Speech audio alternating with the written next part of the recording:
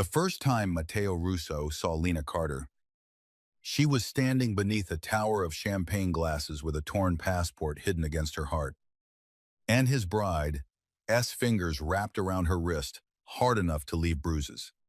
The cruise ship was glowing like a floating palace under the Seattle night. Gold lights spilled across the top deck. Violin music trembled beneath the sound of waves. Millionaires laughed with crystal glasses in their hands, while the city skyline shrank behind them. All glass and rain and cold blue distance. The ship was leaving for Alaska. Everyone on board thought they were sailing toward glaciers, champagne breakfasts, and expensive photographs in front of snow-covered mountains. But Lena had already found the truth in the trash. A passport torn in half. A photograph that did not match. A name that had been changed. And a folded boarding document tucked between the damaged pages with 3 words printed in small black letters. Passenger transfer. Deceased. Her hands shook as she tried to hide the evidence beneath the front of her Navy cleaning uniform. She had found it inside a champagne trash bin behind the private engagement party of Matteo Russo. The kind of man guests only spoke about in whispers. The kind of man whose bodyguards wore earpieces and did not blink. The kind of man rich men feared more than storms. And now his bride was smiling at Lena like an angel while trying to crush the bones in her wrist. "Give it to me," Vivian Bellamy whispered. Her diamond earrings glittered against her pale neck. Her white engagement gown shimmered under the deck lights. Her smile never moved. Not even when her nails dug deeper into Lena's skin.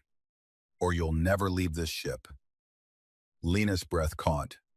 Around them, the engagement party continued in beautiful ignorance. A senator laughed near the railing. A billionaire's wife complained about the caviar. Waiters moved like ghosts through the gold-lit crowd. No one looked at the cleaner. No one ever did. Lena looked past Vivian's shoulder. Across the deck. Matteo Russo turned. He was standing beneath a black canopy. Tall and motionless, in a tailored charcoal suit. One hand wrapped around a glass he had not touched. Dark hair. Sharp, Yav.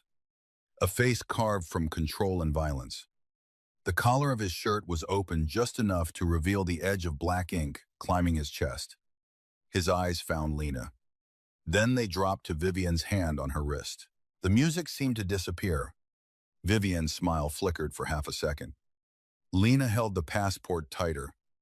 Matteo began walking toward them. Not fast. Not loudly. Not with panic. That was what made it terrifying. Every man in his path stepped aside before he reached them. His bodyguards moved behind him like shadows. Vivian released Lena's wrist just before he arrived. "Darling," she said sweetly, turning toward him. "Your staff seems confused. I found her stealing from the party." Lena felt the accusation hit her like cold water. She opened her mouth, but Matteo's gaze stopped her. He did not look angry. He looked interested, and somehow that was worse. "What did she steal?" he asked. Vivian lifted her chin. "Something personal." Matteo looked at Lena's chest, where the torn passport was hidden beneath trembling fingers. "Then," he said quietly, "she can show me." Vivian's eyes sharpened. Lena knew she should hand it over. She knew men like Matteo Russo did not ask twice. She knew she was a cleaner on a cruise ship full of rich people who could make her disappear with one phone call. But she also knew what she had seen. A fake passport. A death transfer. A plan. And a bride who was not afraid for him, only afraid of being exposed. So Lena took one step back. Matteo's bodyguards stiffened. Vivian's smile died. The ocean wind pushed loose strands of Lena's hair across her face. She looked at the most dangerous man on the ship and whispered, "Not in front of her." The silence that followed was so complete. Even the champagne glasses seemed to stop ringing. Matteo stared at her for a long moment. Then one corner of his mouth moved, not a smile, not amusement, but something darker. Fascination.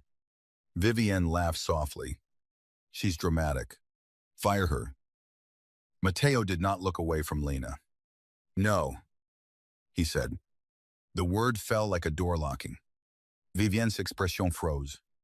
Matteo held out his hand to Lena. Come with me. Lena looked at his hand. Large. Still, ringed with power. A man like him did not rescue women like her.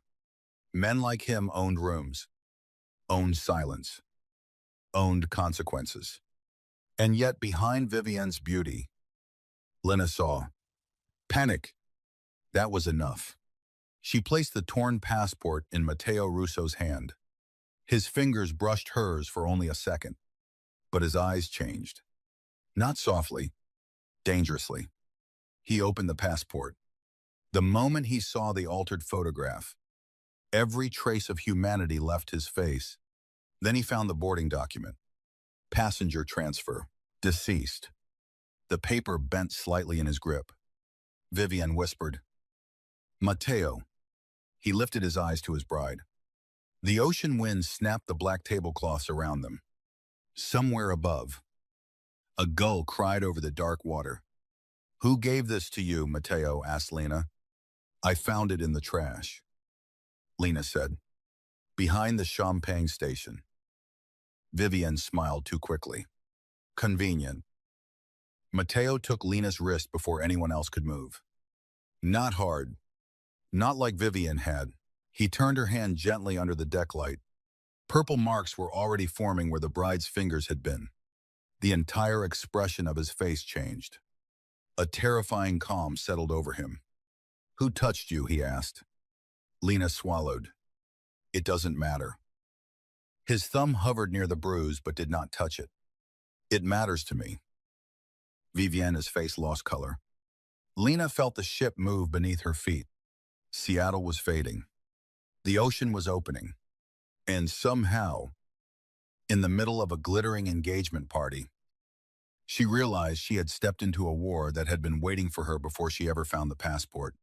Matteo released her wrist slowly. Then he turned to the crowd. The party is over. Nobody laughed. Nobody argued. Within seconds, the richest people on the deck began moving toward the exits, like children dismissed by a king. The violinist stopped playing. Waiters froze. Bodyguards closed ranks. Vivienne stepped closer to Matteo. You re-embarrassing me. Matteo looked down at her. No, he said. I'm studying you. Her perfect face tightened. Lena should have left then. She should have gone below deck, changed out of her uniform, and pretended she had never seen any of it. But Matteo looked back at her. Your name. Lena Carter. His gaze moved over her face, not like the guests did, with dismissal or judgment, but like he was memorizing where fear ended and courage began. Lena Carter, he repeated. From this moment on, you stay where I can see you. Her stomach dropped. I have work. Not anymore. You can just decide that? His eyes darkened with something almost like approval. I just did. Lena lifted her chin, despite the fear crawling up her spine. I'm not one of your people. No, Matteo said. That's why you're still alive. Before she could answer, the lights on the deck flickered once. Then all the gold chandeliers went out. The ship plunged into darkness. A woman screamed. The first gunshot cracked across the night. Matteo moved before Lena understood what was happening. His arm wrapped around her waist, hard and unyielding, pulling her against his body as glass exploded behind her. Champagne towers shattered. Guests dropped to the floor. Bodyguards shouted into the dark. Lena felt Matteo's body cover hers as bullets hit the bar where she had been standing seconds before. His mouth was near her ear. Breathe, he said. She couldn't. The smell of gunpowder mixed with salt and spilled champagne. Emergency lights flashed red. Bodies moved in the chaos. Somewhere, Vivian screamed Mateo's name, but he did not go to her. He pulled Lena behind a marble service counter and pressed her down beside him. "Look at me," he ordered. Lena's eyes found his cold, controlled, dangerous, but not afraid. "Are you hit?" She shook her head. His gaze moved over her anyway, checking her face, her arms, her uniform, the curve of her shoulder where glass had torn the fabric. His jaw tightened. "You were the target," he said. Lena stared at him. "Me?" He looked toward the dark deck where his men were returning fire. "No," he corrected softly. The truth was, the second time the lights flickered. Lena saw Vivian standing near the emergency staircase. She was not hiding. She was watching, and beside her, half hidden in the red glow, stood a man Lena had seen earlier near the champagne bins. A man in a white service jacket, a man who had not been part of the crew. Vivian whispered something to him. Then he vanished below deck. Lena grabbed Mateo's sleeve. "I saw someone," she said. "With her." Mateo's eyes cut to Vivian. For 1 second, something ancient and violent passed through him. Then he took Lena's hand. "Run." They moved through the ship like the night had split open around them. Mateo's bodyguards formed a wall as they crossed the deck. But Lena could still hear the screams behind her. The pounding of shoes. The crack of gunfire fading into alarms. Rain began to fall, thin and cold, slanting across the polished floors. Mateo did not let go of her. Not when they entered the private elevator. Not when one of his men pressed a key card to a hidden panel. Not when the doors closed and trapped them in a mirrored box, with her breath shaking and his blood on his collar. "Your neck," Lena whispered. He glanced at the thin red line near his jaw like it belonged to someone else. "It's nothing. It's bleeding. People often do. After bullets." She stared at him. That's supposed to be comforting. For the first time, Mateo looked almost human. Almost. A faint shadow crossed his mouth. But it disappeared before it could become a smile. "You re-angry." "I'm terrified." "Good. Fear keeps people alive." "No. Fear keeps people controlled." His eyes stayed on her. The elevator hummed upward. The space between them felt too small. He was too close. Too powerful. Too calm in a world that had just tried to kill her. Lena could smell rain on his suit. Expensive cologne beneath gunpowder. And something darker that seemed to belong only to him. "You're not controlled," he said. "You don't know me. I know you found a death document belonging to a dangerous man and refused to hand it to the woman threatening you. That was stupidity." "No," Mateo said. "That was character." The elevator opened into a private suite at the top of the ship. Lena forgot to breathe. It was not a cabin. It was a palace floating above black water. Floor-to-ceiling windows looked out over the storm. A grand piano sat beneath a crystal chandelier. White roses filled silver vases. A private dining table had been set for two, candles still burning beside untouched plates. An engagement suite. His suite with Vivienne. The thought made Lena step back. "I shouldn't be here." Mateo noticed the movement. "No one should be here," he said. "That's why it's secure." His men entered behind them. One locked the door. Another began sweeping the room for devices.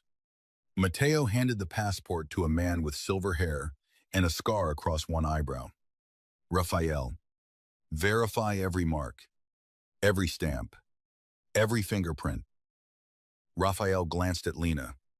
"And her." Mateo's voice cooled. "Careful." The older man lowered his gaze. "Understood." Lena crossed her arms over her torn uniform. "I'm not a package." "No," Mateo said. You re a witness, and witnesses around you get shot at, usually faster. She hated that a part of her believed him. Raphael unfolded the boarding document on the table. His face changed as he read. This is coded through the Bellamy shipping line. Vivienne's family. Mateo went still. Raphael continued. Transfer scheduled for tomorrow night near Ketchikan. Medical evacuation protocol. It lists you as deceased upon removal. Lena felt cold spread through her chest. They were going to take him off the ship. Raphael nodded. Not alive. Miss Carter. Mateo looked out the window at the storm. No shock. No fear. Just calculation. That frightened Lena more than rage would have. Vivian wanted me declared dead before we reached Alaska, he said quietly. Then my assets transfer under marriage contract. Lena stared at him. You were going to marry someone who wanted to kill you. I was going to marry someone whose family controlled a port I needed. That's not marriage. That's a hostage negotiation with flowers. Raphael coughed once into his fist. Mateo turned his head. Lena realized too late what she had said, but Mateo's eyes did not harden. They burned. You say dangerous things when you're scared. I say true things when rich people act insane. This time, Raphael looked fully away to hide whatever was on his face. Mateo approached Lena slowly. She made herself stand still. He reached for her wrist again, the bruised one, and stopped before touching her. A restraint so deliberate it made her heart ache in a way she did not understand. Did she hurt you anywhere else? His voice had changed. Lower, quieter, worse. No.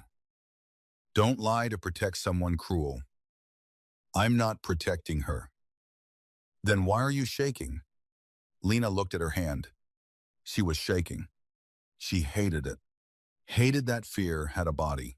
Hated that she could be brave and terrified at the same time.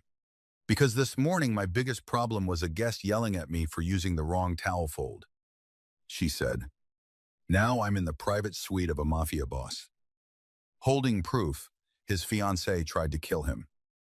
And someone shot at me because I cleaned a trash bin. Mateo studied her face. Something shifted behind his eyes. Not softness. Recognition. As if he understood what it meant to be dragged into violence by someone else's hunger. Before he could speak, Raphael lifted a small black object from beneath the dining table. A listening device. Then another from behind the flowers. And another from inside the piano bench. Mateo's gaze turned lethal. Lena whispered. She was listening to you. No, Mateo said. She was listening for something. Raphael broke open the device casing. These aren't ours. Who's Mateo asked. Raphael looked grim. The Varkov family. The name changed the air in the room. Even Lena felt it. Mateo's bodyguards looked toward him like men waiting for an explosion. But Mateo only closed his hand around the edge of the table until his knuckles whitened. Lena remembered something then. The man in the white service jacket. He had a tattoo, she said, on his wrist, a black crown with 3 lines under it. Raphael's head snapped toward her. Mateo's eyes locked on her. You saw that clearly. I notice hands, Lena said. People leave messes with them. Raphael said. Varkov on Force Mark. Mateo turned toward the window again. Rain struck the glass harder. Lena felt the truth forming before anyone said it. His bride was not only stealing his empire, she was selling him to his enemies. And Lena, invisible Lena Carter, with cleaning gloves in her pocket and bruises on her wrist, had become the only person who saw the first crack in the lie. Mateo reached into his jacket and removed a phone. Lock down the ship. Raphael stiffened. That will cause panic. Good. Mateo, no one gets off. No one enters restricted decks. Find the man in the white jacket. Bring Vivian to me. Lena stepped forward. Wait. Every man in the room looked at her. She swallowed. If she knows I saw him, she'll change whatever she planned. If you grab her now, she'll pretend to be innocent. Rich people like her always have a second face ready. Mateo's gaze sharpened. What do you suggest? Lena almost laughed. You were asking me? You found what my security missed. The words should not have warmed her. They did. She looked down at the passport, at the torn edges, the changed photo, the hidden death certificate disguised as paperwork. She wanted me to give it back quietly. Lena said, so make her think I still have something. Make her come after me again. No. The word came too fast. Too hard. Lena blinked. Mateo's face was suddenly unreadable. Raphael watched him with interest. Lena crossed her arms. You asked what I suggest. I reject it. Because it's dangerous. Because it uses you as bait. You use people all the time. Mateo stepped closer. The air tightened. Not you. The words landed with a force neither of them was ready for. Lena's pulse changed. Mateo looked away first. That frightened her too, because men like him did not look away unless something inside them had moved. Raphael cleared his throat. There may be another issue. Mateo did not turn. Speak. Raphael placed a second document on the table. The altered passport uses a backup identity. Mateo went silent. Raphael's voice lowered. The one connected to the child. Lena saw it then. A fracture. Tiny. Almost invisible. But Mateo Russo, feared by every man on that ship, went completely still. Not with anger. With fear. Lena looked between them. What child? Raphael's eyes shifted to Mateo. Mateo said nothing. The storm pressed against the windows. Finally, he turned to Lena. His face had become a locked door.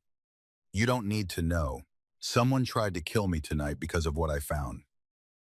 That does not entitle you to everything. No, she said softly. But it means your secrets are spilling onto people who never asked to bleed for them. His eyes flashed. For a second, she thought he might shout. He didn't. That was worse. He walked to the window, one hand in his pocket, looking out at the black Pacific like it had betrayed him too. I had a daughter, he said. The room went dead quiet. Lena forgot the bruise on her wrist. She was taken from me 3 years ago by the Varkovs. Everyone believes she died in a warehouse fire.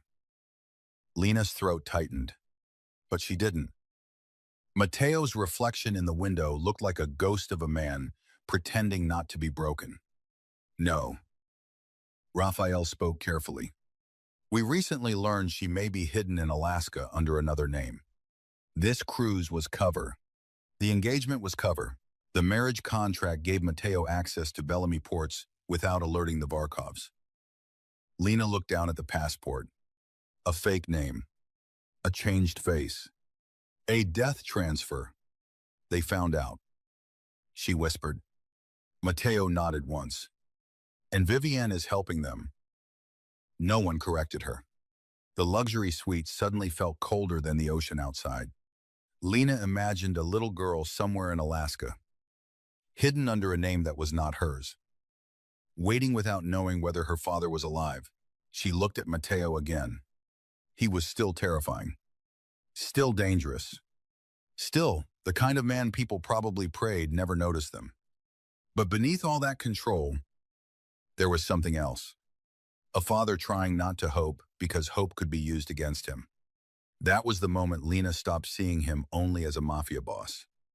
And that was the moment Mateo Russo began to become dangerous to her heart. Not because he was powerful, because he was wounded and refused to ask anyone to see it. A knock hit the suite door. 3 sharp taps. Raphael drew his gun. Mateo moved in front of Lena without looking back. One of his guards checked the camera screen near the door. "It's Miss Bellamy." Mateo's jaw tightened. Vivian's voice came through the intercom. Smooth and sweet. "Mateo, darling, you can lock your bride out all night." Lena felt Mateo's body shift in front of her. He turned his head slightly. "Go into the bedroom," he told Lena. "No." His eyes cut to hers. "This is not a request.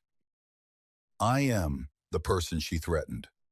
If I hide, she wins. She wins if you die. She wins if everyone keeps treating me like something to move around." For a heartbeat. They stared at each other with the storm behind them and the enemy at the door. Then Mateo leaned closer. His voice dropped so low only she could hear it. "Bravery is not the same as survival." Lena whispered back. "Neither is control." Something raw passed through his eyes. Then he stepped aside. Not far, just enough. Raphael looked like he wanted to object. Mateo lifted one hand. Silence. The door opened. Vivian entered wearing a silk wrap over her engagement dress. Her blonde hair loose around her shoulders. Her face perfect again. She looked around the suite, noticing the guards, the tension, the passport on the table. Then she saw Lena. Her smile sharpened. "Still here?" she asked. "I thought staff had quarters below deck." Lena felt the old familiar sting, the same tone rich guests used when they wanted her to remember her place. Too big, too plain, too tired, too ordinary to stand under chandeliers. But before Lena could answer, Mateo spoke. "She stays." Vivian laughed lightly. "Because she found trash. Because she found betrayal." The word landed between them. Vivian's face did not change enough for most people to notice. Lena noticed. Mateo did too. "Do you have something to confess?" he asked. Vivian walked toward him. Soft and elegant, placing one hand on his chest like she belonged there. "Only that I hate seeing you paranoid. It makes you cruel." Mateo looked at her hand, then at her face. "I was cruel before you met me." "Yes," she whispered, "but never stupid." Lena watched the bride lean close enough to kiss him. Something twisted in her chest. Unexpected and unwelcome. Jealousy. Ridiculous. Impossible. Dangerous. She looked away. Mateo noticed. His eyes moved from Lena's face back to Vivian. And for the first time, his expression carried something almost like disgust. Vivian's smile faded. "You're humiliating me for a cleaner." Mateo's voice was calm. "No, you did that yourself." Vivian stepped back. Her mask cracked. "You think she matters?" she asked. "Look at her. She cleans rooms for women like me." Lena's face burned. Mateo moved so fast the air changed. He did not touch Vivian. He did not raise his voice. He simply stepped between her and Lena, close enough to make Vivian go still. "Say another word about her," he said quietly. "And this engagement ends with your family identifying you by jewelry." The room froze. Vivian stared at him, shocked not by the threat, but by who it defended. Lena felt her breath tremble. No one had ever stood in front of her like that. Not for her job. Not for her dignity. Not for the softness people mistook for weakness. Mateo did not look back at her, but his hand flexed at his side, as if he was resisting the urge to reach for her. Vivian's eyes filled with something poisonous. "You remaking a mistake?" she whispered. "You need my family." "No," Mateo said. "I needed your port." A faint smile touched his mouth. "Different thing." Viviana's face went pale. Before anyone could move, The ship lurched violently. The chandelier swung. A glass vase crashed to the floor. The lights flickered again. Then the emergency alarm blared. A voice crackled over the intercom. Security breach on Deck 5. Fire reported near crew access corridor. Lena's heart slammed. Deck 5. Crew quarters. Her quarters. She rushed toward the door. Mateo caught her arm gently. Where are you going? My room. My friend is there. Nora, she works laundry. She doesn't know any of this. Raphael. Already moving. Raphael spoke into his radio. Lena pulled against Mateo's hold. Let me go. No. You don't understand. I understand traps. My friend could die. Mateo's eyes burned into hers. And so, could you? Lena hated the tears that rose in her eyes. She hated more that Mateo saw them. Please, she whispered. She has a little boy waiting for her in Tacoma. That changed him. Not visibly to anyone else. Maybe, but Lena saw it. The word little boy struck too close to daughter. Mateo released her arm, then turned to his men. We go together. Vivian laughed behind them. Sharp and cold. Of course. The king runs after the maid now. Mateo stopped at the door. Without turning, he said. Raphael. Yes. If my bride leaves this suite, shoot the lock off the door and chain it from the outside. Vivienne gasped. You wouldn't at. Mateo looked back at her. His eyes were winter. I am trying very hard to be civilized tonight. Then he took Lena's hand and led her into the smoke-filled heart of the ship. The corridors below deck were nothing like the glowing party above. Here, the ship smelled of metal, bleach, wet uniforms, and panic. Emergency lights flashed red along narrow hallways. Crew members ran past carrying extinguishers. Smoke rolled from a service stairwell. Lena knew these halls better than any guest suite. She knew which doors stuck, which cameras were broken, where tired workers hid snacks, where the ocean groaned loudest against the hull. Mateo stayed close enough that his shoulder brushed hers. Too close for a stranger. Not close enough for safety. Your friend's full name? He said. Nora Pike, red hair, laundry crew. Raphael's voice came through Mateo's earpiece. We found the fire source. Deliberate. No bodies yet. Yet. Lena moved faster. At the crew corridor, smoke thickened. Mateo stepped in front of her. She shoved his arm. I know this section. And I know ambushes. I'm not standing behind you while my friend is in there. He looked down at her. Furious. And something else. Afraid. For her, Lena. The way he said her name stopped her more than any command could have. Not because it was soft, because it sounded like a warning to himself. A crew door burst open ahead. Nora stumbled out coughing. Sewed on her cheek, clutching a small canvas bag. Lena ran to her. Nora. Nora collapsed into her arms. Lena. Someone searched your bunk. Mateo's gaze snapped to the corridor. Lena held Nora tighter. What? They tore everything apart. Your mattress. Your locker. They kept asking where you hid the little blue folder. Lena went cold. What blue folder? Nora shook her head. I don't know. But one of them said if they didn't find it, they'd use the brother. Lena stopped breathing. Mateo turned slowly toward her. His voice was low. Brother. Lena closed her eyes. There it was. The part of her life she had spent years keeping away from men like him. My younger brother, she said. Eli. He's 17. He has autism. He lives in a care home outside Tacoma. Mateo's face changed.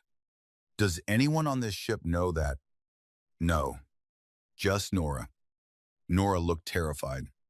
I didn't tell anyone. I swear. Lena believed her instantly. Mateo did too. Apparently, because he did not question Nora. He questioned the situation. They accessed crew files, he said. Lena felt the floor tilt beneath her. They know about Eli. Mateo lifted his phone. Raphael. Put men at every care facility within 20 miles of Tacoma connected to Lena Carter. Quietly. Lena stared at him. You can do that. His eyes met hers. For you? Yes. The words were too much. Too intimate. Too dangerous. She looked away. But not before he saw what they did to her. A sharp clang echoed from the far corridor. One of Mateo's guards lifted his weapon. A man in a white service jacket stepped out of the smoke. The same man from the deck. The black crown tattoo marked his wrist. In his hand was a knife. But he was not looking at Mateo. He was looking at Lena. You should have stayed invisible, he said. Mateo's body moved like a storm breaking. He shoved Lena behind him as the man lunged. The hallway erupted into violence fast. Brutal. Controlled. Mateo caught the attacker's wrist, slammed him against the wall, and knocked the knife free with a sound that made Lena flinch. The man laughed through blood on his lip. She has it, he said. She doesn't even know. Mateo pinned him harder. What does she have? The man's eyes slid to Lena. The child's name. Then he bit down on something. Raphael shouted, Move. Mateo dragged Lena back just as the attacker convulsed and collapsed. Poison. Lena covered her mouth. Mateo stared down at the dead man, breathing hard, then looked at Lena. The child's name. She shook her head. I don't know what he means. But then she remembered. The trash bin. The torn passport. There had been something else stuck to the bottom of the champagne liner. Not a folder. Not a document. A luggage tag. Small. Blue. She had peeled it off and shoved it into her pocket without reading it because Vivian had appeared.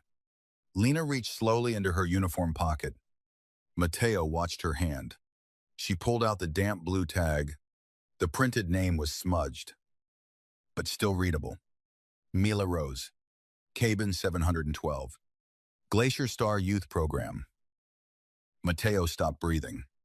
For the first time since she had met him, the Mafia boss looked destroyed. Not weak. Destroyed. Mila, he whispered. Lena held the tag like it might break. Your daughter. He took it from her with a hand that was no longer steady. Raphael crossed himself. The ship groaned around them. Mateo looked down the smoke-filled corridor. Then back at Lena. She's on this ship. The words changed everything. The hidden child was not waiting in Alaska. She was already trapped somewhere on board. And someone had placed her name in Lena's path for a reason. The next hours became a nightmare wrapped in luxury. Mateo moved Lena and Nora into a secure staff lounge, while his men searched the ship deck by deck. Vivian remained locked in the suite, screaming threats through attorneys and family names. The captain tried to object to Mateo's lockdown until Raphael quietly showed him a photograph on a phone, and the captain stopped objecting. Outside, the Pacific storm worsened. Inside, secrets surfaced like bodies from dark water. The youth program had no record of Amila Rose. Cabin 712 had been booked under a retired school teacher's name. When Mateo's men arrived, the cabin was empty except for a child's red ribbon tied to the balcony handle. Lena watched Mateo hold that ribbon in silence. No rage, no performance, just silence so deep it frightened every man around him. She wanted to say something. There was nothing. Then he turned to her. Eat. She blinked. What? They were standing in an empty first-class dining room. Rain streaked the panoramic windows. The tables had been abandoned mid-service, silverware still gleaming beside untouched plates. "You haven't eaten since before the party," Matteo said. "My appetite didn't survive the murder attempt. It needs to. My friend was nearly burned alive. Your daughter is missing. Your bride is apparently a villain in couture. And you re-worried about dinner?" His eyes moved over her face. Yes. That one word did something to her chest. Lena looked away. "I'm not your responsibility. You became my responsibility when you protected my life. I protected evidence. You protected me." She hated how quietly he said it, as if the distinction mattered to him. A bodyguard placed a tray of soup and bread on the table. Lena stared at it, then at Matteo. "Aren't you eating?" "No." "Then neither am I." His brow shifted. "That is not negotiation." "It is now." Raphael, standing near the door, looked deeply entertained for a man surrounded by crisis. Matteo slowly sat across from Lena. A waiter appeared with another bowl. For several minutes, they ate in tense silence while rain hammered the windows and armed men guarded every exit. It should have been absurd. It felt intimate. Lena noticed Matteo did not eat much. He moved the spoon once, twice, then stopped. "Tell me about her," Lena said. His gaze lifted. "Mila." A wall came down over his face. "No." Lena nodded. "Okay." That seemed to surprise him. "You don't push. I know what it feels like when people try to take private pain and turn it into information." He watched her. "You speak like someone who learned that young." Lena looked at the rain. "My mother died when I was 20. My brother was 11. Our stepfather wanted the insurance money and didn't want Eli. I learned very quickly that polite people can be monsters when paperwork is involved." Matteo's fingers tightened around his spoon. "What happened to your stepfather?" "I got a lawyer, worked 3 jobs, took custody, lost it temporarily when I couldn't afford the care he needed." Her voice thinned. "I still visit every Sunday." "You blame yourself." "Em, his sister." "That is not an answer. It's the only one I have." Matteo leaned back, studying her with an intensity that made her feel seen in places she usually kept hidden. "I could move him somewhere safer," he said. Lena's eyes snapped to his. "No. It would be better. It would be control, dressed as help."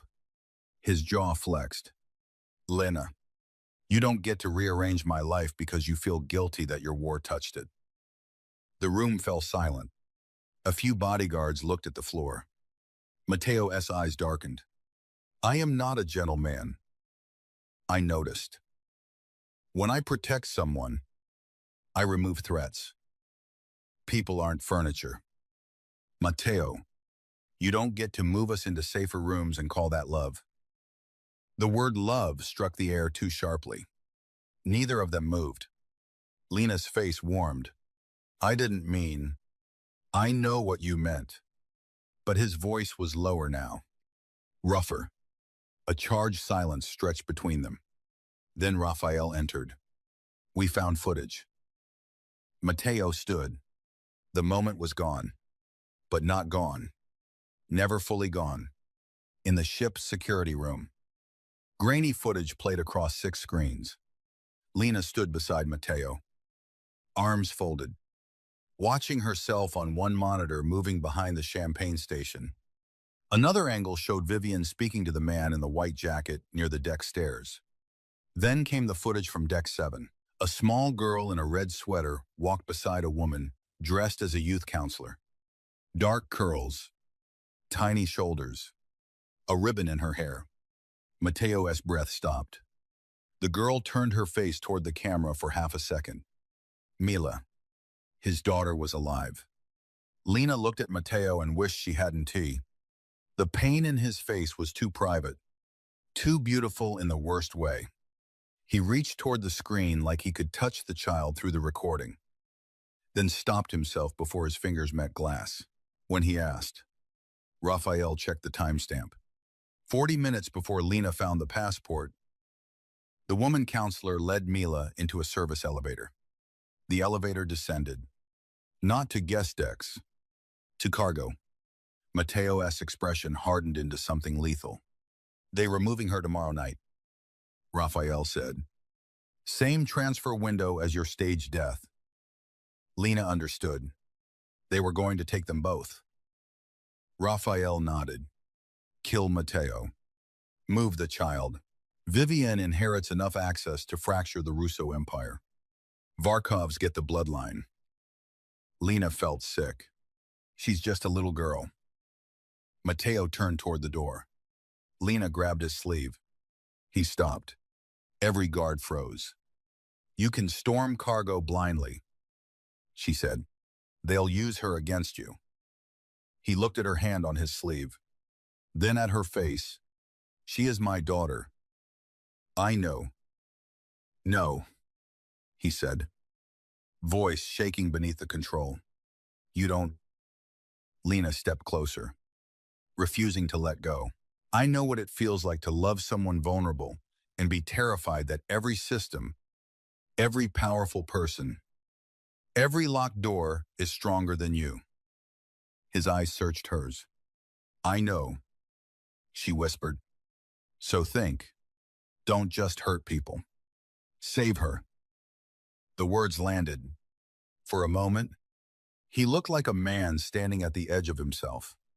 Then his hand covered hers on his sleeve. Warm, steady, careful. He did not pull it away.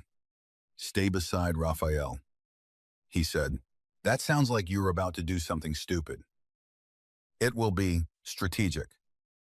That's what dangerous men call stupid when they have money. Raphael muttered. She's not wrong. Matteo gave him a look, but the tension shifted. Just enough. They formed a plan with the precision of people who knew the ship itself was against them.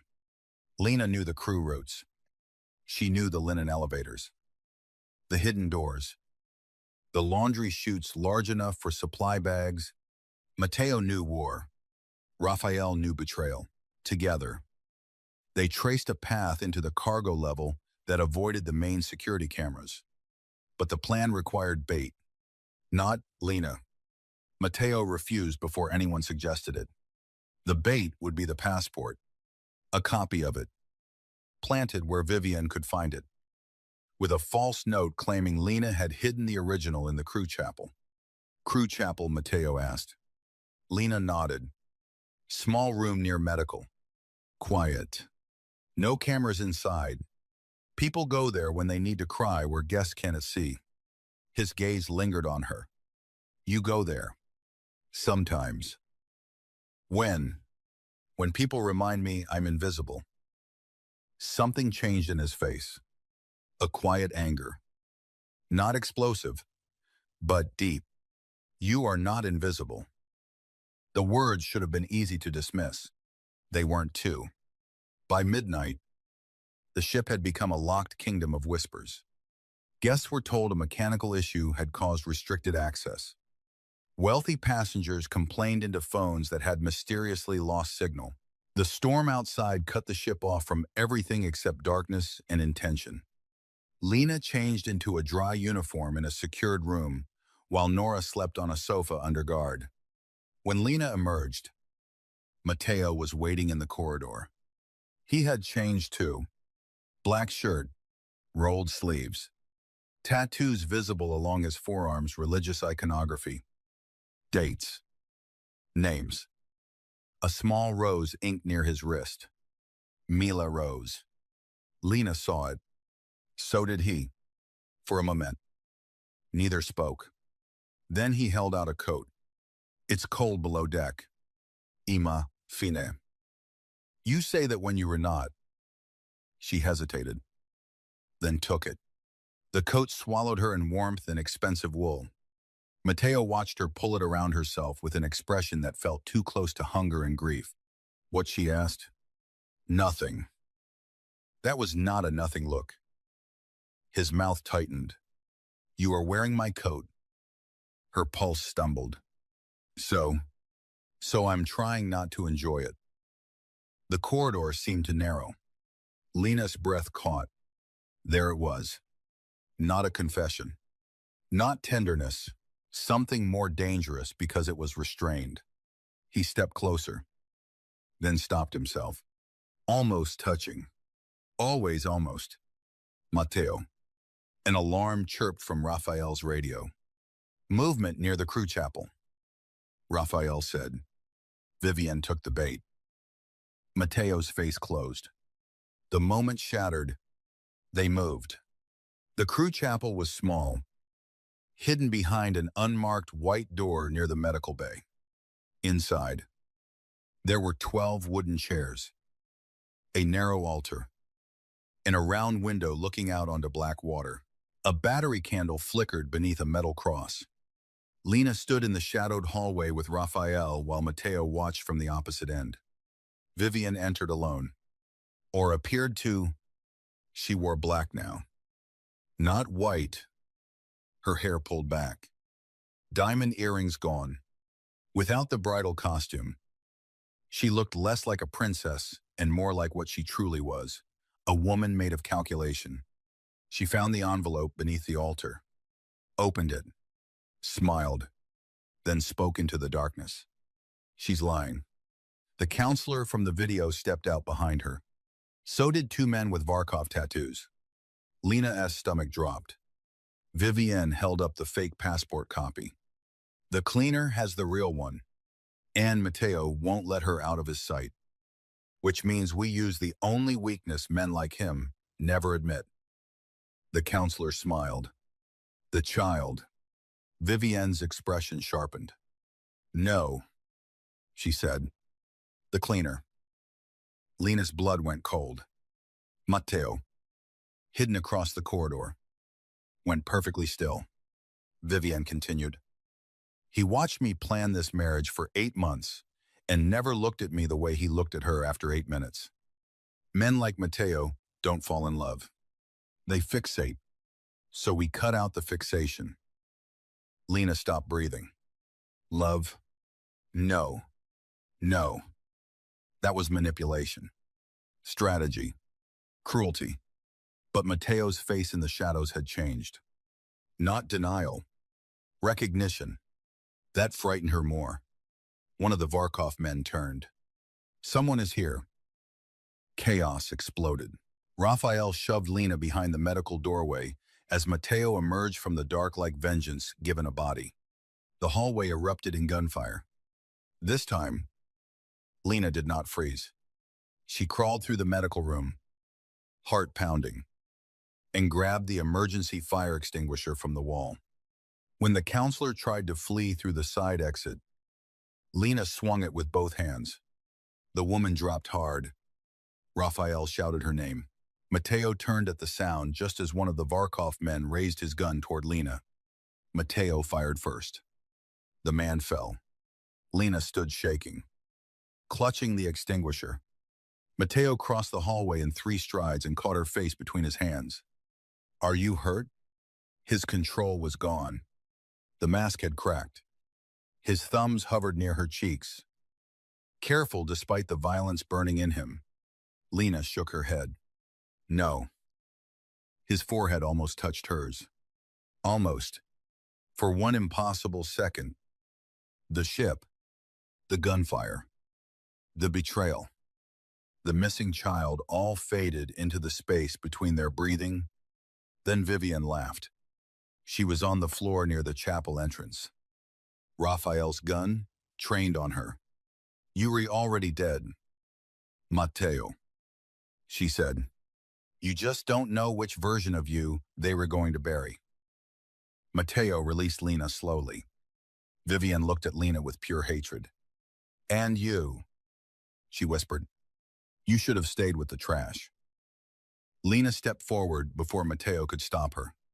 For once, she did not feel invisible. She felt furious. I found you there, Lena said. Vivian's face twisted. Mateo's eyes moved to Lena. Something proud and possessive passed through him. Raphael dragged Vivian to her feet. Where is my daughter? Mateo asked. Vivian smiled. Then the ship's intercom crackled. A child's voice trembled through the speakers. Papa. Mateo went white. The entire hallway stopped. The voice came again, small and terrified. Papa. They said you forgot me? Mateo's face broke. Only for a second, but Lena saw it. Then another voice came over the intercom. Malay. Russian accent. Calm. Come to the bow alone. Russo. Bring the cleaner, or the little rose goes into the sea. The line cut. Mateo's eyes closed. When he opened them, he was no longer just dangerous. He was catastrophic. No, Lena said immediately. He looked at her. You are not going alone, she said. They asked for you too, because they know you'll lose control if I'm threatened. His silence confirmed it. Lena's heart pounded so hard it hurt. Then, use that. She said. Mateo stared at her. What?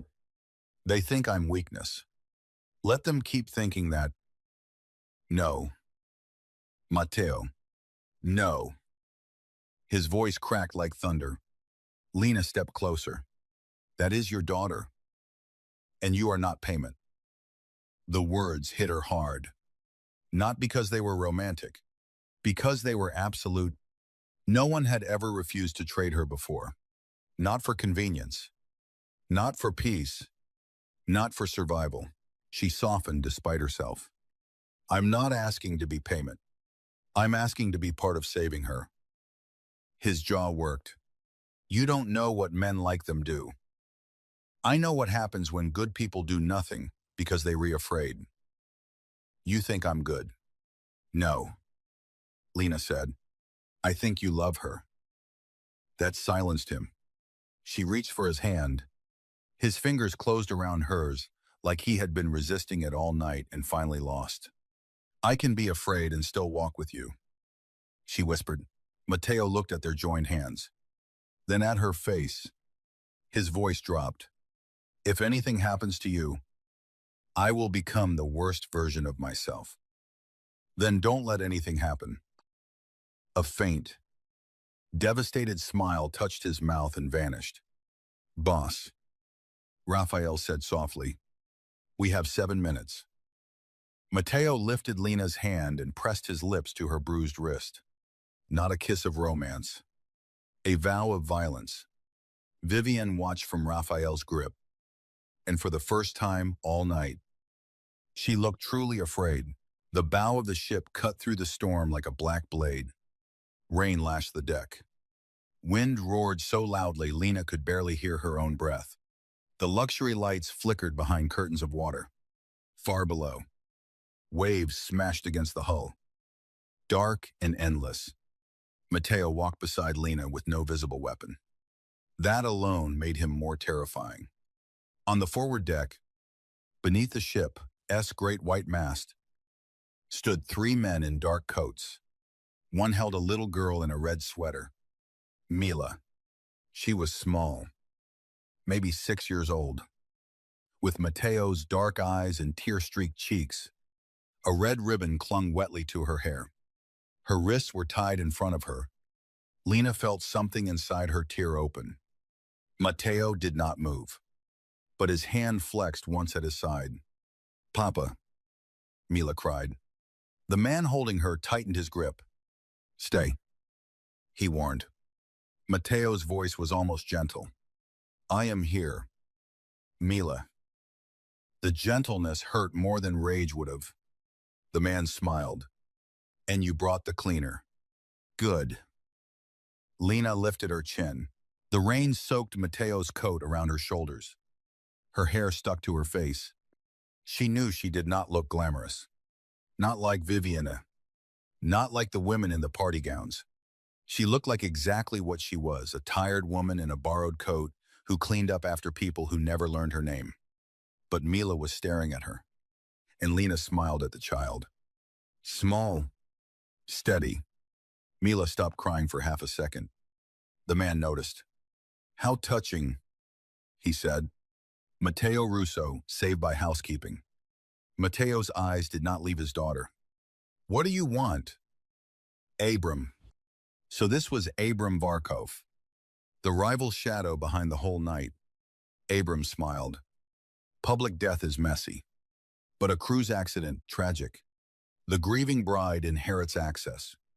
Your captains fight. Your ports open. Your daughter disappears again. Clean. You won't leave this ship. Abram laughed. Neither will you. His eyes moved to Lena. Give me the original documents. Lena's fingers tightened around the inner pocket of Matteo's coat. The real passport was not there. That was the point. Matteo had trusted her plan. Trusted her. Lena took one step forward. Matteo's entire body tensed. I have them. She lied. Abram aimed his gun at her.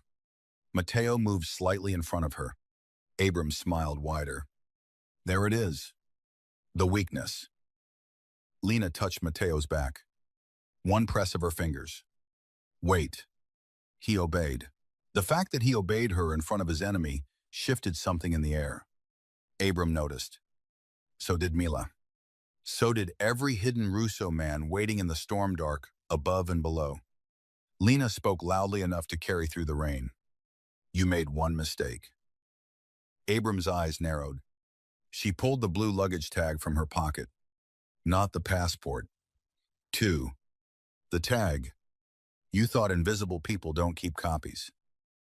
Abram's smile vanished. On the upper deck behind him, giant outdoor screens flickered to life. Raphael had done it. Every screen across the ship began displaying the evidence. The altered passport, the death transfer, Vivienne's meeting with Varkov men, the footage of Mila being taken, the Bellamy port codes. Abram's face. Guests watching from sealed lounges saw it. Crews saw it. The captain saw it. The world would soon see it too. A public scandal at Sia. Exactly what Vivienne had tried to avoid. Abram shoved Mila toward the railing. Matteo moved. That was did the storm. Gunfire cracked from above as Russo men emerged from hidden positions. Abram's men fired back. Lena dropped to the wet deck as Matteo lunged for Mila. One man grabbed Lena from behind. She fought, elbowing hard. But he dragged her toward the railing. The ocean roared below, black and hungry. Matteo, she screamed. Matteo turned. He had Mila in one arm. Abram stood between them. Gun raised. Time slowed. Matteo could shield his daughter or save Lena. Lena saw the terrible choice strike his face, and she knew, with sudden clarity, that this was what his enemies wanted. To split his heart in two, so Lena stopped struggling. She looked straight at Matteo through the rain and shouted, "Choose her." Matteo's face twisted with fury. No. Lena slammed her heel down on her attacker's foot and threw her weight sideways. They crashed into the deck railing together. Pain exploded through her shoulder. His grip loosened. A shot rang out. The man fell away from her. Raphael. Matteo ran. He passed Mila to one of his men and reached Lena just as she slipped on the rain-slicked deck. For one horrifying second, her body tipped over the railing. The ocean opened beneath her. Then Matteo caught her. His hand locked around her wrist, the bruised one. Pain tore through her arm. She cried out. Matteo grabbed her with his other hand and hauled her back against his chest. Falling with her onto the deck, he held her so tightly she could barely breathe. His body shook. Not from cold, from fear. Never, he said against her hair. Never tell me to choose losing you. Lena clung to him, rain and tears mixing on her face. Behind them, the last gunshots faded. Abram Varkov was forced to his knees by Russo men. Vivienne, dragged onto the deck by Raphael, stared at the screens, still showing her betrayal to every passenger on board. Mila broke free from the guard, holding her, and ran. Papa. Matteo released Lena only enough to catch his daughter. The little girl crashed into his arms, and Matteo Russo, the feared Mafia boss who could make powerful men tremble with a glance, sank to his knees on the stormy deck and held his child like the world had finally given him permission to break. Lena watched him close his eyes against Mila's wet hair. His hand reached blindly. For Lena, she moved closer. Mila looked up at her through tears. "You re the cleaner," the child whispered. Lena smiled shakily. "I guess I am." Mila reached for her too. And there, beneath the storm, with enemies on their knees and the ocean raging around them, Lena Carter found herself wrapped into the arms of a dangerous man and the daughter he had crossed hell to find. By morning, the ship had changed shape. The storm passed just before dawn, leaving the Pacific silver and bruised beneath a pale sky. Helicopters circled overhead. Coast Guard vessels cut through the water. Guests stood behind glass windows in robes and jewels, whispering about the scandal that had unfolded across every screen on board. Vivienne Bellamy was taken off the ship in handcuffs at the first emergency port.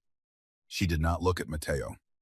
She looked at Lena, not with beauty now, with hatred stripped bare. "You think he'll keep you," Vivienne hissed as officers escorted her past. Lena stood in the port corridor with a blanket around her shoulders, her wrists bandaged, Matteo's coat still over her lap. Vivienne leaned closer. "Men like him don't love women like you. They protect them until the danger passes. Then they remember what they are." Lena's throat tightened. The words found every old wound, every guest who had looked through her, every man who had made her feel temporary, every mirror she had avoided after someone laughed too loudly. Matteo appeared behind Vivienne. He had Mila asleep in his arms, her red ribbon tied now around his wrist. His eyes moved from Vivienne to Lena's face. He had heard. Vivienne smiled faintly. "Tell her I'm wrong."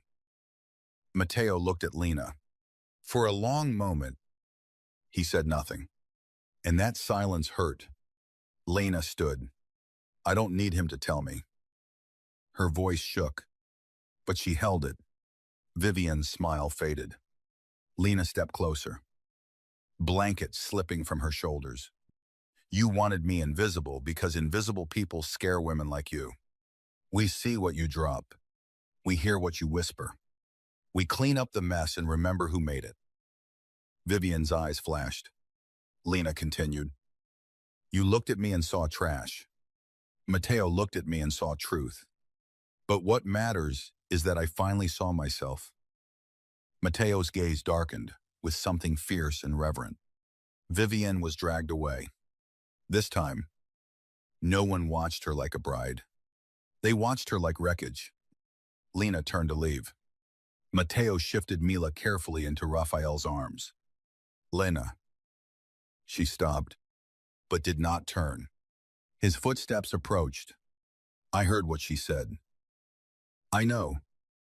She was wrong." Lena closed her eyes. "You don't have to say that because you feel guilty. I don't do things out of guilt." She laughed softly, tiredly. "Of course not. That would require emotional processing." A pause. Then, unexpectedly, Matteo said, "I am trying." Those 3 words nearly undid her. She turned. He stood in the dawn light, no longer perfectly untouchable. His shirt was torn at one shoulder. Rain had dried in his dark hair. There was exhaustion beneath his eyes. But his gaze on her was steady. Too steady, trying what she asked. "To not take over your life. To not move your brother without asking. To not lock you somewhere safe because I cannot tolerate the thought of you hurt. His jaw tightened. To not become the worst part of myself in the name of protecting you. Lena's heart ached. Mateo, I don't know how to want gently. He said, I won't lie to you. Her breath caught. The port corridor bustled around them. But the world felt narrowed to his voice. I know how to own territory. I know how to punish betrayal. I know how to survive men who think love is leverage. His eyes moved over her face. But you are not territory. And if I ever forget that, I need you to walk away before I ruin the only honest thing that found me in years. Lena stared at him. This was not softness. This was harder. A dangerous man placing a weapon at her feet and trusting her with where to aim it. What are you asking me? She whispered. His hand lifted toward her face. Stopped. Always that restraint. Always the almost. I am asking for permission to come back. Her chest tightened. To what? To you. The answer was too simple. Too devastating. Lena looked past him at Mila, sleeping in Raphael's arms. What happens now? I take my daughter somewhere, no one can touch her. I dismantle the Bellamy alliance. I bury the Varkov threat so deep, their grandchildren feel it. That sounds romantic. It is the honest version. Despite everything, Lena smiled. Mateo's eyes dropped to her mouth. The air changed. He looked away first, as if the sight cost him control. I will also make sure your brother is protected, he said. With your permission. With my permission, she repeated. Yes. She studied him. The most feared man on the ship had learned to say yes, like surrender.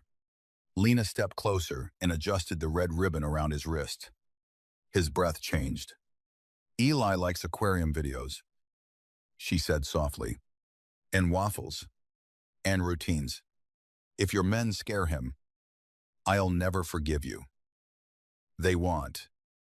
And I'm going back to work. Mateo's face hardened. No. Her eyebrow lifted. He closed his eyes briefly, then corrected himself. I hate that idea. Better. I can offer you anything. I know. And you choose cleaning cabins. For now. Lena said. I choose finishing what I started. I choose not letting this ship be the place that turned me into someone's rescued object. His gaze burned. You are very difficult to protect. I'm not asking to be easy. No, he said quietly. You never were. The announcement came overhead then, instructing passengers to prepare for controlled disembarkation at the emergency port. The spell broke, but not completely. Mateo reached into his pocket and removed the torn passport, the fake one that had started everything. He handed it to Lena. She frowned. Why are you giving me this? Because everyone else saw death paperwork. His eyes held hers. You saw a man someone was trying to erase. Lena took it carefully. And what do you see when you look at me? She asked, before fear could stop her. Mateo's expression shifted. There was no charm in it. No easy seduction.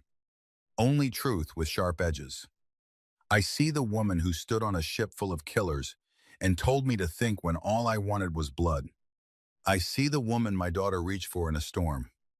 I see the only person who made me afraid of surviving alone. Lena's eyes stung. That sounds dangerous. It is. I'm not sure I should want that. His voice lowered. I'm sure you shouldn't. A beat passed. Then Lena stepped close enough that the front of his torn shirt brushed Mateo's coat around her shoulders. I'm still wearing your coat. And, she said. His eyes darkened. I noticed. You want it back? No. Why? His hand lifted again. This time, he touched her, only 2 fingers beneath her chin, gentle enough to ask. Intense enough to ruin the morning, Because it looks like you survived me, he said. Lena's breath trembled. You're very dramatic for a man who claims not to process emotions. His mouth finally curved. Not much. Just enough to feel forbidden. Then Mila stirred in Raphael's arms and whispered, Papa. Mateo stepped back instantly, not abandoning the moment, choosing his daughter first. Lena loved that more than she wanted to admit. Mila reached for him, and he took her carefully, pressing a kiss to her hair with the quiet reverence of a man touching a miracle. The ship docked beneath a gray morning sky. Passengers disembarked into flashing cameras, police lights, and scandal. News helicopters hovered over the harbor. The Bellamy name was already collapsing across every screen in America. Vivienne's perfect engagement had become a crime scene. Mateo's empire had not weakened. It had sharpened. But Lena did not leave with him. Not that morning. She stood near the crew exit in a fresh uniform, wrist bandaged, hair tied back, watching Mateo carry Mila toward a black SUV waiting beyond the port gates. Raphael held an umbrella over them. Men in dark suits formed a protective wall. At the door of the SUV, Mateo turned.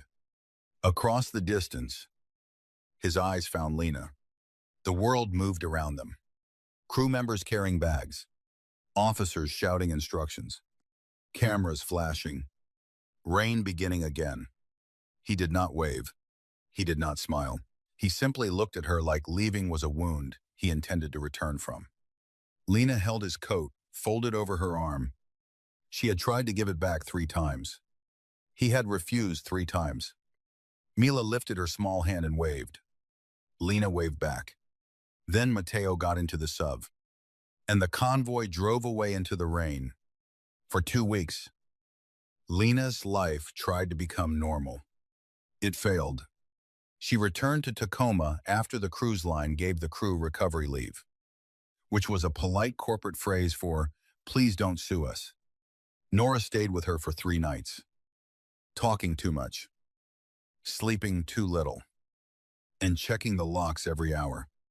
Eli's care home suddenly had new security cameras, new staff, and a quiet donation large enough to renovate the entire sensory room. Lena called Mateo furious. He answered on the first ring. I asked permission, he said, for security, not a building renovation. The old sensory room had fluorescent lights. Eli dislikes fluorescent lights. Lena went silent. How do you know that? A pause, I asked. The answer undid her more than money would have. Later that Sunday, when Lena visited Eli, he was sitting in a room with soft lamps, ocean projections on the wall, and a new tablet loaded with aquarium documentaries. A man in a plain jacket stood outside the facility, pretending not to be security. Eli looked up at Lena and smiled. Your friend Mateo likes sharks, he said. Lena froze. You talked to Mateo. He asked if sharks are misunderstood. Her throat tightened. What did you say? Eli looked back at the screen.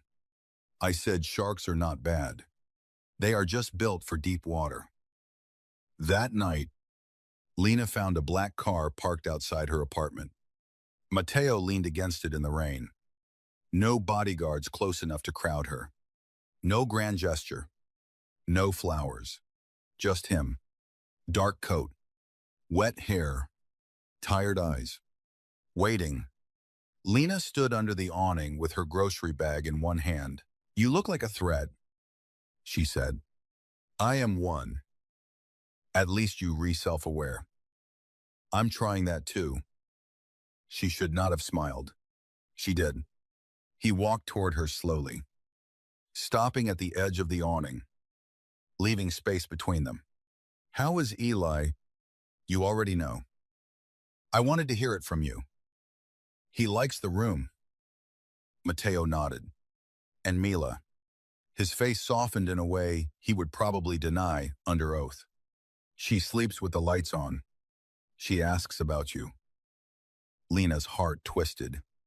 She does. She calls you the storm lady. Why? She says you are not scared of the rain. Lena laughs softly. I was scared of everything. I know, Mateo said. That is why it mattered. Rain fell between them. Two people from different worlds, separated by every reasonable argument. He looked at the grocery bag. May I carry that? I can carry my own groceries. I know. She studied him, then handed him the bag. His fingers brushed hers. The same spark moved between them. Quieter now, but deeper. Do you want to come up? She asked. His eyes lifted to hers. The question changed the night. Not because of desire, though that was there. Because entering her apartment meant entering a life he could not command. Small kitchen, worn sofa, bills on the counter, Eli's drawings on the fridge. A world without marble floors or armed men at every doorway. Mateo understood. If I come up, he said carefully, I will want to come back. Lena's pulse slowed. Then don't come up unless you mean to. The rain whispered around them. He stepped closer. I came back. Lena. There was no armor in his voice now. Only danger stripped down to truth. I told you I would. She looked at him for a long moment. Then she unlocked the building door. Matteo Russo, feared by enemies, obeyed the quiet invitation of a woman the world had once overlooked. He followed her upstairs, not as a king entering a conquered room, as a man learning how to knock. Months later, the story of the cruise ship became legend in places Lena never wanted to visit. People whispered about the Bellamy betrayal, the Varkov collapse, the hidden Russo daughter rescued at sea. They argued over news footage and conspiracy documentaries. They replayed the blurry image of a curvy cleaner standing beside a mafia boss under stormlights, his coat around her shoulders, a child in his arms. But they never knew the real ending. The real ending happened on a quiet morning in Alaska. Far from cameras, Mateo took Lena and Mila to a private stretch of coastline where glaciers shone blue-white beneath the rising sun. Eli came too, wearing noise-canceling headphones and narrating facts about whales, while Raphael pretended not to be emotionally invested. Mila ran ahead, collecting smooth stones. She had begun laughing again. Not always, not easily, but enough. Lena watched her from the shore, wrapped in the same black coat Mateo had never taken back. Mateo stood beside her, still dangerous, still feared, still a man with enemies buried in places she did not ask about. But different now, not softer, to the world, only more honest with her. You re-staring, Lena said. Yes. No denial. I've grown. She smiled. He reached for her hand slowly, giving her time to refuse. She didn't. His fingers closed around hers, warm against the cold. I bought something, he said. Lena sighed. That sentence terrifies me. It is not a building. Progress. Or a ship. Mateo. He turned toward her. And for the first time, she saw uncertainty in him, without crisis forcing it there. From his pocket, he removed a small velvet box. Lena's breath stopped. He did not kneel. Not yet. Instead, he held the box unopened between them. I am not asking you to enter my world blind, he said. I am not asking you to become less free so I can feel less afraid. I am not asking you to be grateful, or obedient, or easy to protect. Her eyes filled. What are you asking? His thumb moved over her hand. I am asking if I may spend the rest of my life becoming a man you do not have to survive. The wind moved around them. Mila laughed in the distance. Eli announced that orcas were technically dolphins, Lena looked at the man who had once ordered the world like it belonged to him, now standing before her with a ring and restraint and a heart he barely knew how to hold. She touched the red ribbon, still tied around his wrist. You understand I will still argue with you. I'm counting on it. And I will still work if I want to. I will complain privately. And no moving people. Buying buildings. Threatening institutions. Or restructuring my life without asking. A pause. I can agree to 3 of those immediately. Matteo. I am joking. You don't joke. I'm learning. She laughed through her tears. Then he opened the box. The ring was not enormous. Not the kind Vivienne would have chosen. It was vintage. Delicata. With a dark blue stone surrounded by small diamonds. Like a piece of night sky caught in silver. It was my mother, S. Matteo said. She was the last person before you who told me no and lived without regretting it. Lena's heart broke open. Matteo lowered himself to one knee then. Not like a king making a display, but like a dangerous man choosing humility because love had finally taught him where power ended.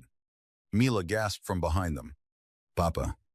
Eli looked over and said, statistically, this is a significant social event. Raphael removed his sunglasses and wiped his eyes like the wind had attacked him. Matteo never looked away from Lena. Lena Carter, he said, voice low and unsteady. You found my name when someone tried to erase me. You found my daughter when I was afraid to hope. You found the parts of me I buried because I thought love made men weak. He swallowed. It did not make me weak. It made me afraid. Then it made me better. Lena covered her mouth. So I am asking, he said, not as a Russo, not as a boss, not as a man who can command a room, but as the man who came back to your door in the rain. Will you marry me? Lena looked at the ocean, at the child smiling behind him, at her brother watching whales on the horizon, at the man kneeling in front of her, still dangerous, still imperfect, but no longer hiding behind coldness. She remembered the trash bin, the torn passport, Vivienne, S., bruising grip, the gunshots in the storm, Matteo's hand catching her over the railing. Never tell me to choose losing you. Lena stepped closer and placed her hand over his. Yes, she whispered, but I'm keeping the coat. For 1 second, Matteo started. Then he laughed. A real laugh. Low. Disbelieving. Beautiful. He slid the ring onto her finger and rose, pulling her into his arms as Mila cheered, and Eli calmly announced that emotional bonding improved survival rates in mammals. Matteo held Lena against him, his face buried in her hair. His voice meant only for her. I love you, he said. The words did not come easily. That made them matter more. Lena closed her eyes. I love you too. His arms tightened, but not like a cage, like shelter. Above them, the Alaskan sky opened into gold. The ocean glittered. The wind carried salt and cold and the promise of a life neither of them had expected. And somewhere far behind them, on a luxury cruise ship that had once tried to turn them into tragedy, a torn passport remained locked in evidence. Proof that a man could be erased on paper. Proof that a woman could be overlooked by everyone. And proof that sometimes the person cleaning up the mess is the only one brave enough to save the king. Expose the bride. Rescue the child. And walk away wearing the Mafia boss S coat like she had been born to survive the storm. Matteo kissed her forehead as Mila wrapped her arms around both of them. Lena looked out at the endless water and smiled. She had boarded that ship as a cleaner no one saw. She left it as the woman, a dangerous man, crossed the world to come back for. And Matteo Russo, who had once believed love was only leverage. finally understood the truth. Love was not the thing that made him weak. Love was the one thing powerful enough to make him kneel.